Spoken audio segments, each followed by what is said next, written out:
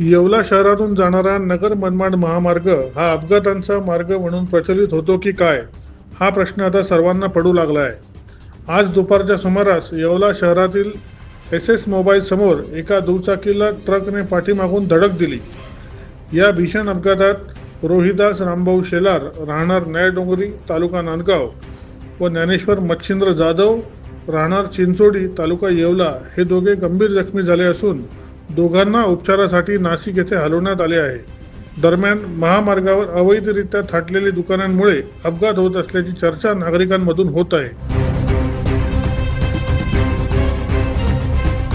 दैनिक भ्रमरसाठी प्रतिनिधी दीपक सोनवणे, येवला.